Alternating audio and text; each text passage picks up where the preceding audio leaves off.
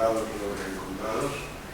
Y yo quería presentaros a nuestro queridísimo amigo Abel Vaquero, que hace algún tiempo pues le encargué la sesión de hoy, que es una sesión que espero que sea divertida y simpática, para hablar a propósito de la teoría sistémica y de las familias y de las cosas. Yo no lo he hecho adrede, pero hoy es la despedida de Abel. Lo han tirado del hospital, así como suena. Y yo quiero que quede la marca de mi desaprobación con esta pérdida que vamos a tener que suplir de alguna manera entre nosotros. No sé si sabéis que el Hospital Provincial inició una liquidación de excedentes de trabajo hace algún tiempo, y después de 4 o 5 meses de incertidumbre y de mucho malestar entre el personal, entre nosotros, pues al final los únicos despedidos han sido psicólogos que no tienen el pie, aunque son doctores, por ejemplo Abel, y que por alguna extraña razón que yo no alcanzo a comprender han sido despedidos. Y bueno, un recorte más que seguramente recaerá en la población más desprotegida, que es la población de salud mental. Nosotros somos la hermana pobre de la medicina, y a la hora de quitarse de encima a la gente, pues prefieren echar mano de nosotros antes que de otras especialidades punteras, la oncología y esas cosas, donde hay mucho dinero a traficar, ¿no? La salud mental no va dinero, ni da influencia, ni da políticamente ningún tipo de beneficio, y es por eso que cuando hay que tirar a alguien, pues se tiran con los psicólogos o los psiquiatras, o se reconvierte en plazas y otras cosas. Es decir, yo creo que el mensaje que os quiero dar a todos es que nosotros, los profesionales de la salud mental, tenemos por delante una tarea ímproba, que es la de defender lo que hemos ganado durante más de 100 años. Porque crear un recurso de salud mental cuesta mucho tiempo, y recuperarlo, según dicen los clásicos, cuesta 100 años. 100 años nos costará recuperar a Abel, que se ha ido al país de nunca jamás, del que seguramente no volverá. Lo despido con mucho cariño. Gracias. Hace, como dice Paco, varios meses me hizo el encargo de que preparara una metaformación sobre Peter Pan. Yo cuando me lo comentó, pues, me acordé del primer recuerdo que tengo de Peter Pan, ¿no? La película de Disney, donde parece que todo es, como has dicho tú, divertido, agradable y gracioso. Pero luego me vino otro recuerdo, que es cuando de más adolescente leí el libro, leí la novelita de Peter Pan, y no me la acabé. No me la acabé porque había mucha distancia entre mi recuerdo de la película y lo que estaba procesando en ese momento. Recogida tu propuesta, empecé a escarbar, a ahondar en el tema, y me parece que el contenido no es pues igual todo lo divertido o lo fabulativo que lo presenta Disney en la película, y es lo que voy a intentar transmitiros ahora, ¿no? La presentación la he diseccionado en 6 apartados, ¿no? Uno primero, que hablaré un poco de la obra de Peter Pan, del personaje y la obra. Un segundo apartado, el autor, quién crea este personaje, quién concibe esta obra, el contexto en el que se concibe esta obra, porque creo que es interesante la conjunción de estos 3 elementos para para que las conclusiones o lo que nos aporta cualquier obra, cualquier película como la de Peter Pan, tiene que estar contextualizado, ¿no? Luego los personajes, los actores que aparecen, la parte un poco más clínica, que es la que nos toca a todos, ¿no? Que es la patología, más que la patología, lo disfuncional que puede aparecer en toda la obra de Peter Pan. Y como un último apartado, lo que yo me planteo, lo que me ha transmitido, que creo que es lo más importante, ¿no? Que podamos compartir entre todos lo que nos transmite, pues, una obra. La obra de Peter Pan realmente son 4 libros. La película, no sé si tenéis todos el concepto de... A la gente que le he preguntado, conceptualizan Peter Pan con la película de Walt Disney, con el libro de Peter Pan y Wendy, pero es mucho más amplio. Peter Pan es un personaje que aparece en 1902, en un libro de James Matthew Barrie, se llama Little White Bird. Es un libro bastante tormentoso, con un halo de pederastia. No os lo recomiendo porque es muy denso de leer y tampoco te aporta por unas grandes cosas. Y aparece tímidamente un personaje como difuminado que empieza a ser Peter Pan. El autor escribe a continuación una obra de teatro, Peter Pan o el muchacho que no crecí, en 1904, con muchísimo éxito. A continuación escribe otra obra, Peter Pan y Wendy, con muchísimo más éxito, que es la novela que luego en 1911 redacta. Y por último cierra con el personaje de Peter Pan, con Peter Pan en los jardines de Kensington en 1906. Digamos que es como la génesis de un personaje, ¿no? Empieza a aparecer en Little White Bird, madura en Peter Pan y Wendy y, digamos, se pierde ya en Nunca Jamás en 1906. Tenemos que verlo como en la época.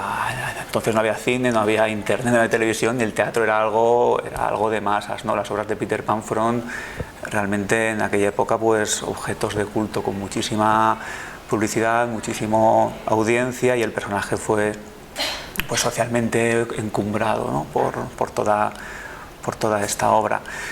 Si bien dentro de la obra, con el tiempo ha habido, pues, múltiples variables, múltiples distorsiones, ¿no? La primera, digamos, adaptación cinematográfica es una película de 1940 en blanco y negro, que se basa en el libro de Peter Pan y Wendy meramente, que es la adaptación que en el 53 hace Walt Disney. Es una película que yo os la recomiendo porque es una película muda y que simplemente con las expresiones faciales, las miradas, la interacción física, el juego de luces y sombras que vimos el otro día en Ciudadano Kane también se refleja bastante, llega a transmitirte sensaciones y emociones bastante intensas. A modo de curiosidad, es la única película que el Capitán Garfio le cortan la mano derecha y en todas las demás adaptaciones, no sé por qué motivo, aparece con la izquierda. La única que aparece el personaje de tal cual es en la primera de 1940. Ha habido diferentes remakes de la película, como Descubriendo Nunca Jamás, Hook. Ahora en 2015 hay una nueva película que se llama Pan, que es también una versión moderna, que sale Antonio Banderas, autores bastante famosos. También dentro de la obra aparece una parte que me ha resultado bastante curiosa al analizarlo, ¿no? Hay una gama de películas pornográficas basadas en el personaje de Peter Pan, que por lo que he leído en blogs tienen bastantes seguidores. Hay un montón de bibliografías, de libros que versan en torno a la isla de Nunca Jamás, a Peter Pan, a la figura del Capitán Hook, musicales, juegos de ordenador, cómics undergrounds con bastantes seguidores, son como objetos de culto. Es una trilogía, Peter Pan. Incluso una operación militar de la CIA sobre 1950-55, que versaba en lo contenido era los niños de familias cubanas que querían escapar del régimen, los trasladaban a Estados Unidos, ¿no? Es curioso porque como con una simbología con la isla de Nunca Jamás, el mundo real, Cuba es una isla y los niños salían y entraban de la isla. Es bastante simbólico y me llamó bastante la atención, ¿no? Me creo que es una obra, un concepto sobre el personaje de Peter Pan bastante amplio. El autor de toda esta obra es Sir James Matthew Barrie. Es natural de Londres, creo que nació, que se mudaron de muy jóvenes a un sitio, luego volvió a Londres. Nació en 1840, murió en 1937 y tenía una infancia de lo más normal, de lo más favorable, porque vivía en una familia victoriana de una posición muy elevada, con muchos recursos, hasta que cuando él tenía 6 años, su hermano David, de 13 años, falleció de una forma bastante brusca, ¿no? Parece, en la biografía del autor lo comentan, que la madre hizo una especie de depresión psicótica y evitó el cuidado del hijo. O sea, se olvidó totalmente de James, ¿no? Lo desatendió totalmente, haciéndose el padre, que tenía un personaje un poco en un contexto depresivo, e intentó, dentro de sus recursos, educar al hijo. Si bien comenta que, por ejemplo, nunca lo relacionó con otros niños. Era un niño que estaba en el domicilio, en el jardín de la casa, no tenía ningún tipo de relación con ningún otro menor. La educación la recibió dentro de su domicilio. Si bien tiene un cambio radical cuando en la adolescencia se marcha a Londres, empieza a moverse en entornos un poco literarios, conoce a Robert Louis Stevenson, Arthur Conan Doyle, y empieza a escribir pequeñas obras de teatro, pequeños panfletos, y poco a poco va teniendo éxito hasta Peter Pan y Wendy, que es su mayor reconocimiento, ¿no? Es imposible disociar lo que es el autor y el personaje de Peter Pan, ¿no? Él empieza en Little White Bird a configurar un personaje, a dar pinceladas de un personaje que poco a poco va agrandando en las respectivas obras, ¿no? Es curioso porque el origen del personaje en Little White Bird es un niño de 13 años que se llama David, como su hermano fallecido. Es un niño de 13 años como el hermano. El autor también tiene un enanismo psicógeno que le da una figura un poco infantil, no llegaba a medir más de 1,40. Parece que hay un paralelismo con la altura de Peter Pan. El autor tampoco puede tener relaciones sexuales debido a este síndrome. Peter Pan tampoco sabe besar ni se interesa por la sexualidad. Si bien el autor se casó, tiene una vida, digamos, pública normalizada, pero siempre le acompañó un halo de pederastia, ¿no? Por ese aspecto infantil se relacionaba mucho con niños, era muy común verle por parques, por zonas con niños, jugando con ellos, ¿no? Como Peter Pan, iba por parques y siempre estaba rodeado de niños. Es bastante curioso cómo configura ese personaje. ¿Vale? Os comento y os doy una pincelada, ¿no? de ese entorno de pederastia que rodea al autor, ¿no? En Little White Bird es una obra bastante misógina, con un trasfondo de pederastia, sobre una relación patológica, ¿no? Entre un señor que es el tutor de un niño de 13 años que se llama David y la madre de este niño, ¿no? Y es como una especie de triángulo amoroso no declarado, con relaciones muy patológicas. Os leo un fragmento de la obra que me llama bastante la atención, ¿no? El resto de la noche durmió encima de mí, otras con los pies en la almohada, pero siempre con mi dedo cogido. En una ocasión llegó a despertarse y a decirme que estaba durmiendo conmigo. Yo no pegué el ojo. Pasé la noche pensando sobre ese niño que a mitad del juego se desvelaba. Cuando lo desnudaba, hundió la cabeza entre mis rodillas. Yo creo que es un discurso un tanto particular, ¿no? Vale. Conociendo ya la obra, el autor, vamos a ver un poco el contexto en el que se desarrolla la obra.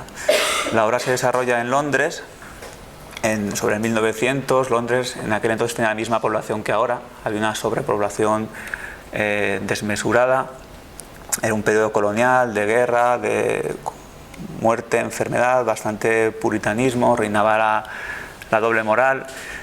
Se hace hincapié también al papel de la mujer, la sumisión que tenía en aquella época. También se refleja bastante en la obra de Peter Pan, el papel que tiene la madre de Wendy, la propia Wendy, las hijas de Wendy.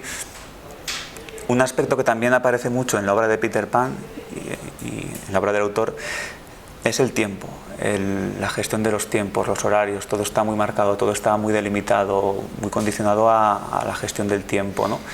Sin embargo, cuando lees Peter Pan, en Nunca Jamás es todo lo contrario, no existe el tiempo, no hay relojes, no hay tiempo, el tiempo no pasa. Soy un reloj que tiene el cocodrilo en la boca, que es curioso, ¿no?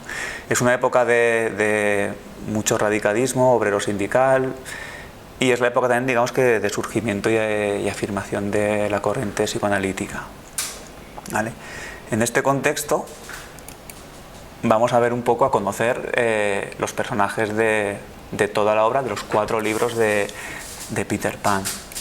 El primer personaje que quiero comentaros, me centraré más en los personajes principales y pasaré un poco por alto los secundarios, ¿no? El primer personaje es Jorge Gentil o George Darling. Según el libro, la edición que cojamos, podemos encontrarlo de una manera u otra, ¿no?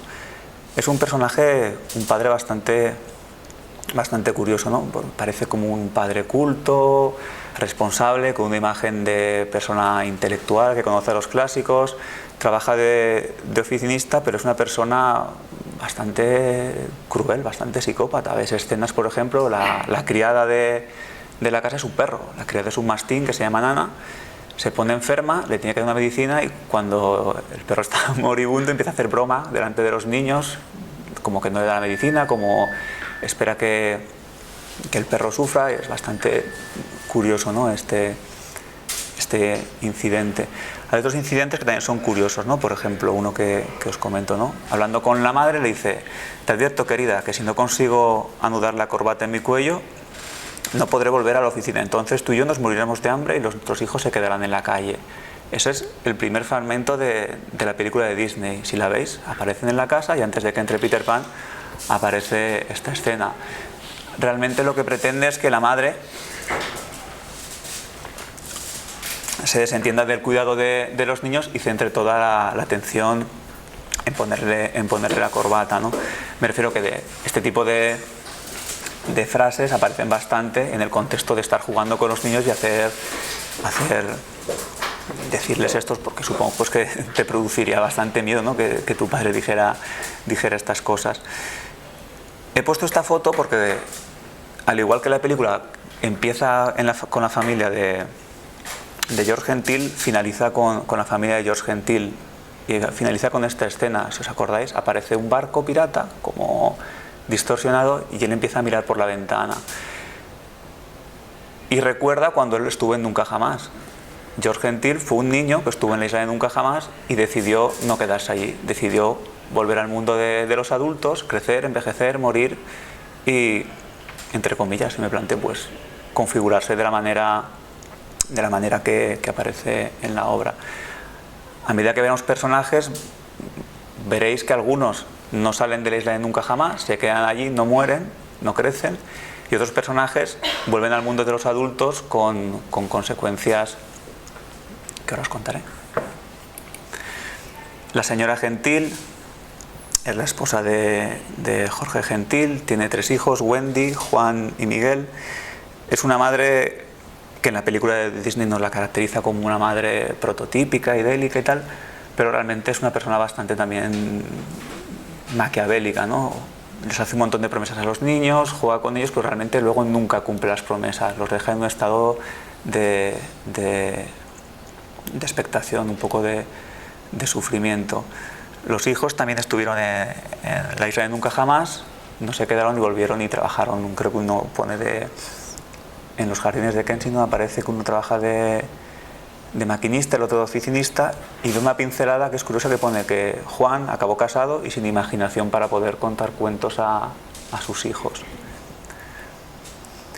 Un personaje principal es Wendy, María Ángela Gentil, ¿no? Es la hija del matrimonio y aparece muy marcado que su madre siempre le exige que no crezca, no quiere que crezca para que le ayude siempre a cuidar a los a los hijos, ¿no? Este personaje realmente en toda la obra aparece como un ser desamparado que va desesperada buscando un esposo, un novio, enamorarse y tener una familia. Es un poco curioso porque tiene 12 años, ¿no? Y todo gira en torno a esto, ¿no? E intenta utilizar sus herramientas con su candidato para padre, para esposo, que es Peter Pan, ¿no? Por ejemplo, le comenta: me parece encantador tu modo de hablar acerca de las niñas, te permito que me des un beso, que es cuando él le contesta: yo no sé dar besos, nunca he dado besos.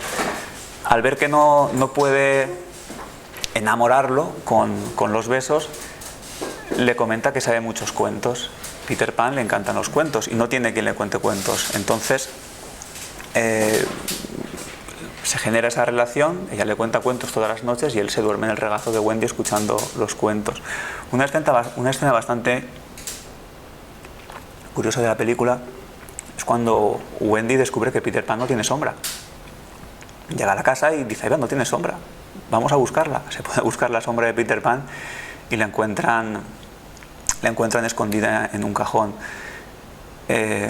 Peter Pan le comenta que él no quiere tener sombra, pero ella le dice que sí, que tiene que tener sombra, y empieza a cosérsela por los pies, por el zapato le cose la sombra. Desde entonces, desde esa escena, Peter Pan tiene sombra. Vale. Hay una escena también que creo que es central en la película, ¿no? Es un discurso que tienen Peter Pan y Wendy donde se ve un poco las intenciones de Wendy y descubrimos realmente quién es Wendy y quién es Peter Pan. Wendy le comenta: pero los niños son tuyos, Peter, son tuyos y míos. Ella se pone insistente, se está impacientando y en él se acrecienta la angustia. Wendy, tratando de recuperar la serenidad, le dice: y ahora, dime, Peter Pan, ¿cuáles son tus sentimientos hacia mí? Peter le contesta: los de un hijo cariñoso. Wendy, furiosa, sentencia: ya me lo figuraba. Surge el fin de la ilusión, ¿no? Se dan cuenta que empiezan los malos entendidos y aparece una relación bastante patológica entre Wendy y Peter Pan. Si bien pesa todo, Wendy se compromete que todos los años volverá una semanita al país de nunca jamás a limpiarle la casa a Peter Pan y estar con él una semanita. Y lo hace, en las demás obras lo hace, así como las hijas de la hija y la nieta de Wendy van al país de nunca jamás. Se repite ese cortejo, ese enamoramiento con Peter Pan y continúan acudiendo al año, una semana, a nunca jamás, para que Peter no esté solo y para, pues no sé, atenderle, ¿no? Dentro de los personajes aparecen pues los niños perdidos, ¿no? Es un grupo de niños que parece que están por ahí fluctuando por nunca jamás y están, digamos, a las órdenes de Peter Pan, que es el líder de la pandilla. Uno de los niños más representativos es Simplón, ¿no? Porque bajo la apariencia de niño un poco ausente intenta matar a Wendy. Campanilla le dice que vendrá un pájaro que es malo, que se llama Wendy, y que él lo tiene que matar. Le lanza una flecha, pero casualmente la flecha da justo en el botón que le regala Peter Pan y no muere. Todos los niños perdidos, Crespado, Ligerín, Simplón, acaban saliendo de nunca jamás, los adopta la familia gentil y acaban teniendo todos un trabajo, sobre todo de oficinistas o en el sector ferroviario, que supongo que sería el auge de los empleos que habría en aquella época en Londres, y acaban con una vida bastante estándar, ¿no? Trabajando con hijos, ¿vale? Otro personaje que es curioso es Nana. Nana es un mastín, es un perro y es la criada que tiene la familia. Supone que no tengan recursos económicos y se hacía cargo de los bebés, de los niños, un perro al que el padre maltrata bastante,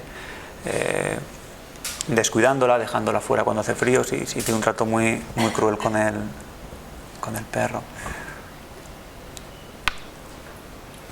Otros personajes curiosos son los gemelos. Son dos niños perdidos que en un principio son los menores del grupo, bastante entrañables, pero a medida que crecen se convierten en una especie de dos pequeños sociópatas. Otros personajes que aparecen es Juana, es la hija de Wendy. Margarita es la hija de Juana, la nieta de Wendy, que también cada año hace su semana de peregrinación a nunca jamás. personajes también bastante simbólicos es Tigridia. Significa es una flor, flor de un día, ¿no? Es un personaje que aparece en un capítulo, puntualmente es la hija de Gran Tigre, aparece y se enamora de Peter Pan locamente. Se enamora de Peter Pan no quiere tener una relación con ella y desaparece. Casi todas las niñas, casi todas las mujeres que aparecen en la obra acaban enamorándose o acaban encariñándose de Peter Pan. Luego paso ya a los personajes un poco más relacionados con el Capitán Hook, ¿no? El Capitán Hook es el capitán del barco Jolly Roger. Comenta que fue contramaestre de Barbarroja, creo que sí, ¿vale? Y es curioso porque cuando lees la obra lo representan como un personaje cadavérico, maligno, es súper cruel con la tripulación, acaba matando a muchos de ellos, su papel gira en torno a dar muerte a Peter Pan, pero acabas teniéndole, bueno, yo he acabado teniéndole una cierta lástima, ¿no? Porque es como el paralelismo. Os pongo un ejemplo, ¿no? Del coyote y el correcaminos.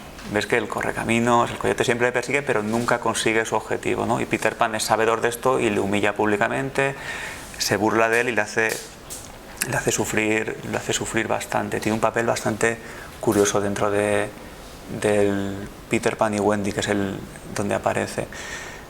Y realmente se basa en el Capitán Cook para generar este personaje. El Capitán Cook estudió en la Universidad de Eton, en Londres. Cuando fallece el Capitán Hook, las últimas palabras que dice son Florea Tetona, que es, digamos, el logo, el lema que tiene en esa universidad. Es bastante curioso. Dentro de la tripulación del Jolly Roger aparecen un montón de marineros, todos con una vida bastante curiosa, ¿no? Pues gente que ha sido torturada, azotada, han estado en prisión, personas bastante crueles, y fallece toda la tripulación, incluido el Capitán Garfio, menos el contramaestre Smee. Es claro, en la película de Disney es un señor mayor, entrañable, que aparece siempre al lado del Capitán Garfio, que es, dentro de todos los tripulantes, es una persona con mucha bondad. Es una víctima del Capitán Garfio, de las burlas del resto de piratas, y no muere. Es el único personaje que no muere. No muere ni Peter Pan ni Smee. Smee acaba deambulando para siempre, nunca jamás. No quiere salir, digamos, no quiere salir de esa realidad y se queda allí de por vida. El resto de marineros acaban todos muertos de una manera bastante cruel en las batallas. Otro personaje con mucho peso en la obra es Campanilla. Campanilla es una hada que, como no, está enamorada locamente de Peter Pan desde hace muchos años. Peter Pan es consciente de esta admiración por Campanilla y juega con ella, la utiliza de una manera instrumental, se burla, etc. Campanilla incluso llega a dar su vida por Peter Pan. Le intentan envenenar y ya toma el veneno para que Peter no fallezca. Es curioso porque comentan que Campanilla se mantiene viva por la admiración que vive de la admiración y de los aplausos de los niños. Si no hay niños en Nunca Jamás y no le hacen caso, muere. Acaba muriendo al cabo de bastante tiempo, ¿no? Como os comento antes, tiene envidia de Wendy, hace bastantes complots para intentar matarle, es un personaje muy maquiavélico. Y es, junto con Peter Pan, el único personaje que no envejece. Campanilla siempre ha sido igual. Peter Pan siempre ha sido un niño de 13 años durante todas las obras, y Campanilla siempre ha sido un hada que nunca ha envejecido hasta que fallece. Y aquí me aventuro un poco a dar una pincelada de la patología. Me parece una persona con una funcionalidad bastante límite y muy antisocial. Cuando lees el libro te impregnas de esa patología. Y para acabar con los personajes, pues el personaje principal, que es Peter Pan. He buscado unas imágenes que creo que representan, igual tengo un sesgo, lo que a mí me parece la figura de Peter Pan, lejos de ese niño amable, simpático, infantil. Cuando lees la obra te parece una persona bastante maquiavélica, bastante violento. ¿Vale? Parece que el autor se basa en configurar el personaje en el dios griego Pan, ¿no? El dios griego Pan es el protector de la ganadería, de los rebaños, y también es el dios de la fertilidad y de la potencia sexual. Es un dios que merodeaba por los bosques buscando ninfas, buscando jóvenes. La ninfa, entre comillas, puede ser Campanilla, y los jóvenes son los niños perdidos, ¿no?